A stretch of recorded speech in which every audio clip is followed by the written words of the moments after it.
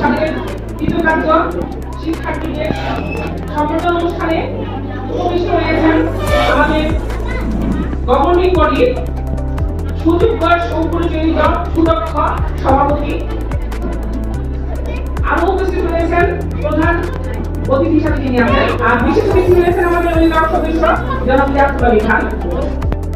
মঞ্চে উপবিষ্ট আছেন আমার সভাপতি বৃন্দ, আরো উপস্থিত আরো তোমরা আমাদের বাবা মায়েরা, আমাদের সন্তানেরা। ঠিক আছে, মেয়েরা একটু মনে করে শুনে যাবো, বলার আর কিছুই নাই, সব তোমরা শুনে ফেলেছ।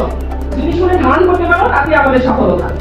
শোনো মেয়েরা, আমরা এখানে পড়াশোনা থেকে সেই নদীর শুনে দৌড়াইছি নৌকা পার হয়ে, তখন ভাবতেও পারিনি আমাদের হাতের কাছে এত কলেজ এসে পড়বে। আর যদি পেতাম সেই সোনার হরিণটাকে যে আজকের যে অবস্থা, তাহলে তো আমরা ধ্বংস করে দিতাম। তো আমরা পাইনি, তো তাই আমরা বুঝতে পারি এটার মূল্য কতটুকু। আমি আশা করি তোমরা এটার মূল্যায়ন করবে। তোমাদের এখন অনেক সহজকর, অর্থাৎ কি বাড়িতে থেকে খেয়ে বাসার আঙিনায়, বাড়ির আঙিনায় তোমাদের পড়াশোনা চলবে। ঠিক আছে, শিক্ষামূলক পরিবেশে আমাদের ক্যাম্পাসটা অত্যন্ত নৈসর্গিক এবং আকর্ষণীয়। যারা মন্ত্রণালয় বোর্ড থেকে আসেন মাউসি থেকে, তারাই আমাদের প্রতিষ্ঠানকে দেখে মুগ্ধ হয়ে যান, অভিভূত হয়ে যান, প্রশংসা করে।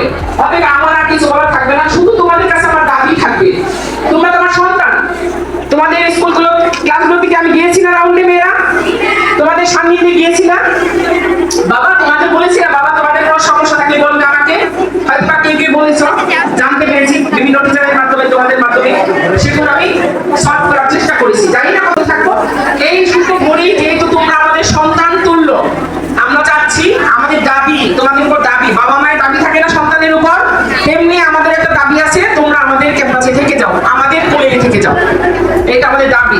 এখন দাবি পালন করবে কিনা করবে সেটা তোমাদের বিবেক বিবেচনার উপর নির্ভর করে। তবে মেয়েরা একটা কথাই বলবো, ইমোশনাল হয়ে না, ইমোশনাল হয়ে কোনো সিদ্ধান্ত কখনো ভালো হয় না, পরে বুঝবে। এই কথাগুলো সারাদিন ধরে বলা হলো তোমাদেরকে, সেই কথাগুলোর উপযোগিতা পরে বুঝবে, এই 2-3 মাস পরে বুঝবে এনার্জি কাকে বলে, এনার্জি লস কাকে বলা হয়।